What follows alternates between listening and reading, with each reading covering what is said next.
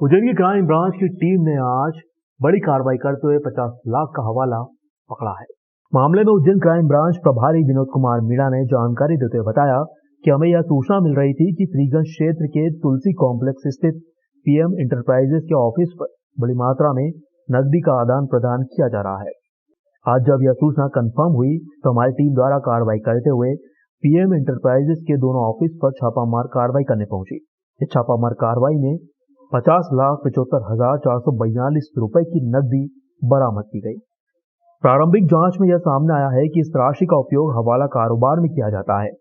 कार्रवाई के दौरान नकदी के साथ साथ नोट गिनने की 2 बड़ी मशीन एवं 3 छोटी मशीनें बरामद की गई। इसके साथ ही एक रजिस्टर भी बरामद किया गया। इसमें कारोबार संबंधित लिखापढ़ी भी पाई गई है।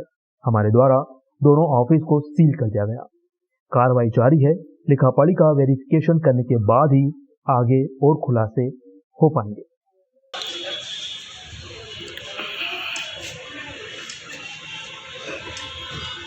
तो अभी तो आए थे ना वो, हाँ पैसे लेके, हाँ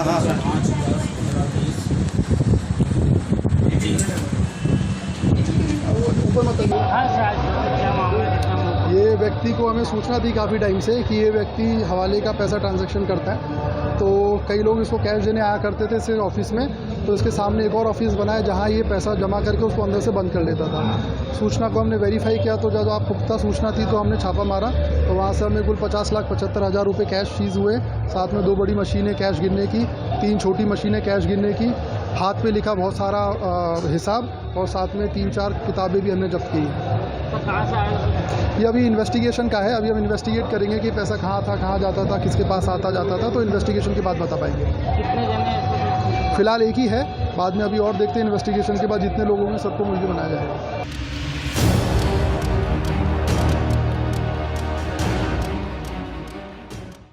उज्जैन के विश्व प्रसिद्ध महाकालेश्वर मंदिर में प्रतिदिन सुबह 4 बजे होने वाली भस्म आरती के दर्शन के लिए देश के कोने कोने से श्रद्धालु मंदिर पहुंचते हैं। बुकिंग नहीं हो पाने के कारण यहां हजारों श्रद्धालु भस्म आरती दर्शन से वंचित रह जाते हैं। दरअसल यहां केवल 2000 श्रद्धालु को ही भस्म आरती के पास जारी होते हैं। कोई भी श्रद्धालु भस्म आरती के दर्शन से वंचित न रहे, इस बात को ध्यान में रखते हुए महाकाल मंदिर समिति ने सोमवार से चढ़ायमान भस्म आरती शुरू की है। जिन श्रद्धालुओं ने भस्म आरती का पास लिया है वे नंदी हॉल एवं गणेश मंडपम में बैठकर भस्म आरती देख सकते हैं और जो श्रद्धालु अनुमति नहीं ले सके वह अब कार्तिक मंडपम से भस्म आरती देख सकेंगे। ऐसा ही नजारा सोमवार सुबह 4 बजे देखने को मिला। 1000 से अधिक उन श्रद्धालुओं ने भस्म आरती दर्शन किए जो अनुमति पास नहीं ले सके थे। महाकाल मंदिर के पुजारी महेश गुरु ने बताया कि यह अभी एक प्रयोग है, यदि सफल होता है तो इसे लगातार जारी रखा जाएगा।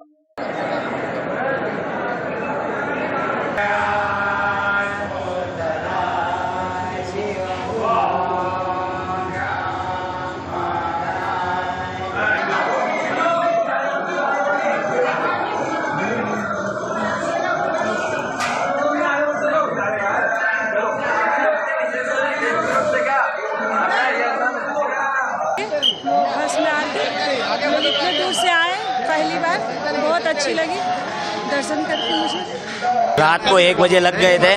भस्म आरती जो प्रशासन ने वापस चालू की है उससे बहुत दिल खुश हो गया है। ऐसा मन में एकदम अति खुशी हो रही है जिसकी कोई सीमा नहीं है। आज मन बहुत खुश हो गया। प्रशासन से ऐसा ही ऐसी आगे आरती चलती रहे और भगवान भोलेनाथ का सब दर्शन करे, ऐसा बस मनोकामना। इसकी व्यवस्था सुचारू रूप से होगी तो बहुत ही अच्छी व्यवस्था होगी। दर्शनार्थी को इसका लाभ भी प्राप्त होगा। और आज सोमवार है, आज से चलायमान जो सुविधा की है, अब इसको आगे देखते हैं इसमें क्या क्या समस्या आती है, क्या क्या तकलीफ आती है, मंदिर की व्यवस्थाओं में क्या तकलीफ आती है। इसमें वैसे जैसे जैसे कोई तकलीफ आएगी या कोई किसी प्रकार की परंपराओं के इसमें व्यवस्थाओं में बाधा आएगी तो मंदिर प्रबंधन समिति उसको दूर करेगी, ऐसी आशा है।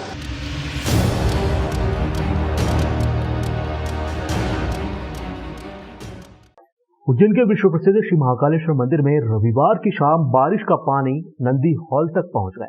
नंदी हॉल में झरने के रूप में पानी नीचे गिरा और पंडे पुजारियों के पटिये तक गीले हो गए। करीब 1 घंटे तक मंदिर के कर्मचारी हॉल से पानी बाहर निकालने का जतन करते रहे। दरअसल महाकालेश्वर मंदिर क्षेत्र में इन दिनों काफी सारा निर्माण कार्य चल रहा है। निर्माण की वजह से ही बारिश का पानी नंदी हॉल तक पहुंचा था। वहीं श्रद्धालुओं का कहना है कि यह मंदिर प्रशासन की गंभीर लापरवाही है। इसके कारण यह नौबत आई है। जब सबको पता है कि बारिश का समय चल रहा है तो फिर बारिश के पानी के घुसने से बचाने की व्यवस्था क्यों नहीं की गई।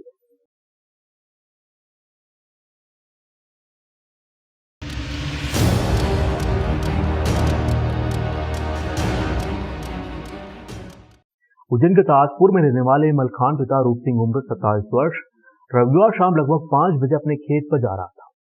उस समय पास के खेत में बहादुर पिता ईश्वर सिंह उम्र 50 वर्ष, उनके बेटे कृष्णपाल सिंह उम्र 25 वर्ष ट्रैक्टर चला रहे थे। इस बीच मलखान सिंह व दोनों बाप बेटों ने खेत की मेड़ पर पत्थर रखने की बात पर उनसे विवाद हुआ। गुस्से में मलखान ने चाकू निकाल लिया। मारपीट में मलखान व बहादुर सिंह घायल हो गए। वहीं कृष्णपाल को पसली के नीचे चाकू लगने से उसकी मौत हो गई। घटना के बाद बहादुर सिंह ने अपने छोटे भाई राजपाल सिंह को फोन कर जानकारी दी। परिजन कृष्णपाल को जिला अस्पताल लेकर पहुंचे, जहां डॉक्टरों ने उसे मृत घोषित कर दिया। मृतक कृष्णपाल की अप्रैल 2021 में शादी देवास के ग्राम मुगावदा में हुई थी और हत्या करने वाले मलखान सिंह की शादी को भी 2.5 साल ही हुआ था।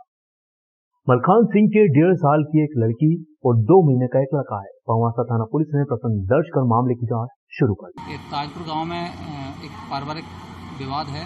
जमीन को लेकर आज विवाद हुआ। एक पिता पुत्र दोनों तरफ से झगड़े।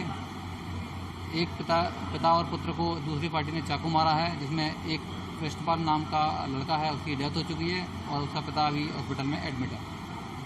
कितने लोग घायल हुए? दोनों पार्टी से 2 घायल हैं और एक की डेथ हो चुकी है। आपस में रिश्तेदारी बताए जा रहे हैं? हाँ, परिवार में चचेरे दोनों भाई हैं और उन दोनों के पुत्र भी साथ में थे।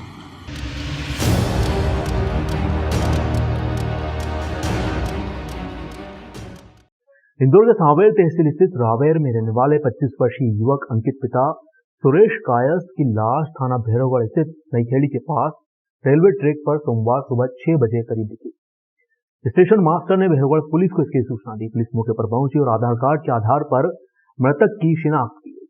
परिजनों को सूचना दी गई। परिजनों ने पुलिस को बताया कि अंकित अपने दोस्त आनंद पिता राजेंद्र निवासी रावेर के साथ शनिवार को अपनी पल्सर बाइक से अपनी बहन के गिरवी रखे हुए कान की बाली छुड़ाने 5,500 रुपए लेकर गया था। दोनों 2 दिन से लापता थे। परिजनों के अनुसार आनंद भी आज सुबह ही घर पर पहुंचा है। फिलहाल भैरवगढ़ थाना पुलिस ने मर्ग कायम कर शव का पोस्टमार्टम करवाया और परिजनों के सुपुर्द किया। अंकित इंदौर से ट्रेन में कैसे सवार हुआ, इसी पूरी घटना की जांच भैरवगढ़ थाना पुलिस कर रही है। अंकित के दोस्त आनंद से पूछताछ करने पर ही मामले का खुलासा हो सकेगा। मृतक अंकित के चचेरे भाई संदीप मालवी ने बताया कि अंकित व उसका दोस्त आनंद दोनों अंकित की पल्सर बाइक से शनिवार को निकले थे। पूरी घटना कैसे हुई, इसकी जांच होनी चाहिए। अंकित 6 बहनों में इकलौता भाई था। ये शनिवार को 2 बजे घर से इसकी दीदी की रकम रखी थी गिरवी, उसको छुड़वाने के लिए इंदौर गए थे। इसके साथ इसका दोस्त एक आनंद करके था। आज 3 दिन में इसकी डेड बॉडी मिली है और आनंद ने इसके साथ में था। आज सुबह वो घर दिखा और अभी उसकी जानकारी नहीं मिली पूरी। सर शंका तो ये है कि सर ऐसा केस देखने में सोचने में थोड़ा विचार आ रहा है कि कुछ गलत हुआ इसके साथ। अच्छा, कितने पैसे लेकर गया था और कैसे? सर ये 5,500 रुपये घर से लिए थे इसने और पल्सर गाड़ी थी इसके पास में। दोनों दोस्त घर से निकले थे ये विजयनगर के लिए रकम छुड़वाने के लिए। सुबह 6:10 पे थाने पर टेलीफोन आया स्टेशन मास्टर नईखेड़ी का कि रेलवे ट्रैक सारोला फाटक से 4 खंबे उज्जैन तरफ एक अज्ञात व्यक्ति का शव पड़ा हुआ है। तो मौके पर जाकर देखा, उसका बायां हाथ कोहनी के नीचे कटा हुआ था। तलाशी लेने पर उसके आधार कार्ड वगैरह से ज्ञात हुआ कि इसका नाम अंकित पिता सुरेश मालवी निवासी सावेर का है।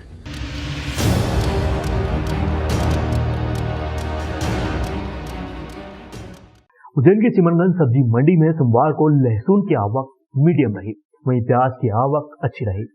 आलू की आवक पिछले कुछ दिनों की अपेक्षा काफी कम रही। आज 13 जून के भाव इस प्रकार रहे।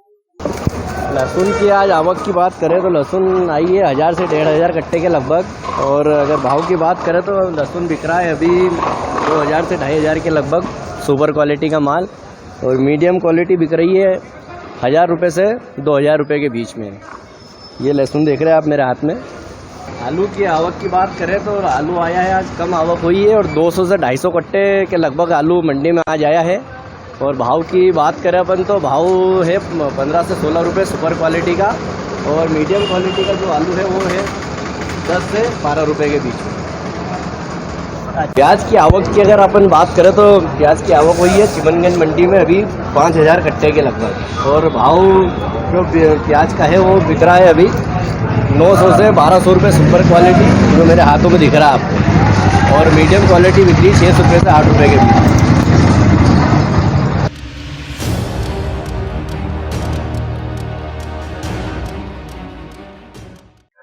रविवार शाम बाईपास पर एक तेज गति कार चालक ने जमकर उत्पात मचाया और एक के बाद एक कई लोगों को टक्कर मारकर फरार हो गए।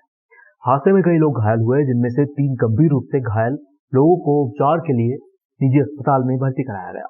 मामले में कनाड़िया पुलिस ने प्रकरण दर्ज कर जांच पड़ताल शुरू कर दी है। घटना कनाड़िया थाना क्षेत्र के बेस्ट प्राइस के सामने की है। यह रविवार शाम एक तेज गति कार चालक ने कोहराम मचा लिया। कार चालक एक के बाद एक कई लोगों को टक्कर मारते हुए आगे बढ़ता गया। लोग कुछ समझ पाते तब तक कार चालक कई लोगों को टक्कर मारकर भाग निकला। हादसे में गंभीर रूप से घायल हीरामणि, रामविलास व जितेंद्र पवार को निजी अस्पताल में भर्ती कराया गया। वहीं मामूली रूप से घायल लोग अलग अलग अस्पताल में पहुंचे। जी, एमआईएस हॉस्पिटल से सूचना प्राप्त हुई थी कि वाहन दुर्घटना में कुछ व्यक्ति जो है घायल होकर इलाज हेतु हॉस्पिटल आए हैं, जिसमें जो है जिसकी जांच हेतु प्रधानाक्षक रवाना किए गए थे। जांच में पाया गया कि बर्फानी धाम के निवासी एक दंपत्ति तथा उनके साथ एक अन्य व्यक्ति जो मऊ के निवासी हैं, उनकी वाहन दुर्घटना से जो घायल हो गए थे, जिन्हें प्राथमिक उपचार के प्राइवेट हॉस्पिटल में भर्ती करवाया परिजनों ने। इसी संबंध में आगे और विवेचना की जा रही है। साथ ही जो वाहन जिससे दुर्घटना हुई है तथा जो घायल व्यक्ति उनके संबंध में भी जानकारी प्राप्त की जा रही है।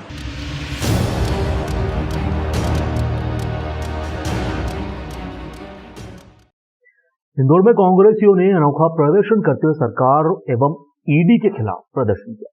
जी राहुल गांधी को ईडी के द्वारा नोटिस भेजने पर देश भर में कांग्रेस विरोध प्रदर्शन करने में लगी है। कांग्रेसी लगातार आरोप लगा रहे हैं कि ईडी जैसी संस्था सरकार के इशारे पर काम कर रही है। इंदौर में इस मामले में कांग्रेसियों ने अनूठा प्रदर्शन करते हुए सरकार के खिलाफ हमला बोला। कांग्रेसियों ने पीएम नरेंद्र मोदी की तस्वीर के साथ एक पिंजरे में तोते को रखकर सांकेतिक रूप से यह बताने की कोशिश की है कि ईडी एवं सीबीआई जैसी एजेंसी भी पीएम मोदी के इशारे पर काम करती है। कांग्रेस नेताओं ने आरोप लगाते हुए कहा कि राहुल गांधी के द्वारा सरकार की कार्यप्रणाली पर हमेशा से ही सवाल उठाए गए हैं। साथ ही सरकार की नाकामियों को भी सामने लाया गया है। इसके फलस्वरूप सरकार द्वारा बदले की भावना के चलते यह नोटिस जारी किया गया है कि कांग्रेस के लोग या राहुल गांधी या सोनिया गांधी या विपक्ष के लोगों को ये डरा देगी, धमका देगी ईडी और सीबीआई के माध्यम से, तो भारतीय जनता पार्टी को सोचना चाहिए कि ये सावरकर के वाले लोग नहीं हैं कि जो माफी वीर हों। ये कांग्रेस के लोग हैं जिन्होंने अंग्रेजों की गोली और लाठियों से लड़ाई लड़ी है। आज हमने विरोध प्रदर्शन इसलिए करा, जिस तरह से विपक्ष की आवाज़ को दबाने के लिए सीबीआई और ईडी का उपयोग कर रही है, जो भारतीय जनता पार्टी के तोते के रूप में काम कर रहे हैं। तो आज हमने एक तोता रखा जिसको हमने बताया है कि ये भारतीय जनता पार्टी का तोता है और ये नरेंद्र मोदी का तोता है, जो ये उनकी ही जुबान बोलता है, जो उनको सिखाया जाता है, पढ़ाया जाता है।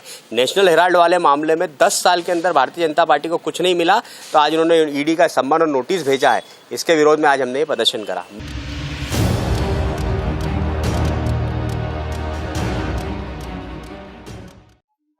इंदौर के मध्य क्षेत्र में फुटपाथ पर छोटे व्यापारियों द्वारा अस्थायी कब्जा किया हुआ है। इसके खिलाफ गोपाल मंदिर कॉम्प्लेक्स के व्यापारी लगातार आंदोलन करने में लगे हैं। अस्थायी कब्जे से परेशान गोपाल मंदिर कॉम्प्लेक्स के व्यापारियों ने अपनी दुकानों की चाबी भी नगर निगम के अधिकारियों को विरोध स्वरूप सौंप दी थी। अब नगर निगम व्यापारियों के पक्ष में आ गया है और जल्द ही अस्थायी दुकानदारों को हटाने की बात की जा रही है। इंदौर शहर के मध्य क्षेत्र में अस्थायी दुकानदारों एवं स्थायी दुकानदारों के बीच का विवाद गहराता जा रहा है। पिछले दिनों अस्थायी दुकानदारों के खिलाफ मोर्चा खोलते हुए गोपाल मंदिर कॉम्प्लेक्स के व्यापारियों ने चरणबद्ध आंदोलन की शुरुआत की। आंदोलन के साथ ही सभी व्यापारियों ने अपना काम बंद करते हुए दुकानों की चाबी नगर निगम के अधिकारियों को सौंप दी थी। व्यापारियों की नाराजगी यह है कि पहले सड़क पर लगने वाली उनकी दुकानों को हटाया गया और सालों बाद उन्हें गोपाल मंदिर कॉम्प्लेक्स में दुकानें दी गई, जबकि राजवाड़ा क्षेत्र में हालात जस की तस बने हुए हैं। अभी भी सैकड़ों व्यापारी सड़क घेर कर अस्थायी दुकानदार अपना व्यापार संचालित करने में लगे हैं, जिसका सीधा असर स्थायी दुकानदारों पर पड़ रहा है। हालांकि दुकानदारों के विरोध का असर अब देखने को भी मिल रहा है। नगर निगम के आयुक्त प्रतिभा पाल ने साफ कर दिया है कि सड़क घेर कर व्यवसाय करने वाले अस्थायी कब्जाधारियों के खिलाफ जल्द ही कार्रवाई शुरू की जाएगी। नगर निगम छोटे दुकानदारों के खिलाफ कार्रवाई तो करने की बात कर रहा है, लेकिन जब तक नगर निगम अस्थायी कब्जे नहीं हटवाएगा तब तक गोपाल मंदिर कॉम्प्लेक्स के व्यापारी भी चरणबद्ध आंदोलन जारी रखेंगे। आपसे बात करने की क्या फायदा नगर निगम को वहाँ फुटपाथ बसाने का। आज ना स्मार्ट सिटी के तहत हमें हटाया गया है। 135 दुकानें तोड़ी गई वहाँ पे। हम 3 पीढ़ियों से वहाँ व्यापार कर रहे थे। उस जगहों पे पूरी चारों तरफ फुटपाथ बस गया है। उस फुटपाथ की वजह से हमारी दुकानें नहीं चल रही है। अब हमारी दुकानें नहीं चलेगी तो हम इतना है, आप ये इतना किराया कहाँ से भरें। 110 रुपये स्क्वायर फीट का आप किराया और लागत मूल्य भी लाखों रुपए में ली है। तो व्यापारी कहाँ 4 साल से पहले ही बेरोजगार बैठा, 4.25 साल में दुकानें मिली।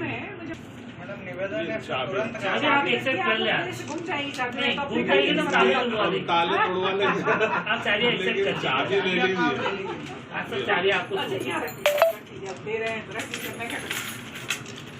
मार्केट उस दिन मिलेगा, वो 8 दिन लगे, 4 दिन लगे, 5 दिन लगे। फुटपाथ हटेगा, दुकानें खोलेंगे, खुशी खुशी खोलेंगे, आपसे चाबी लेने आएंगे, मिठाई लेके आएंगे। नहीं, ऐसी कोई बात नहीं, लेकिन मैं फिर भी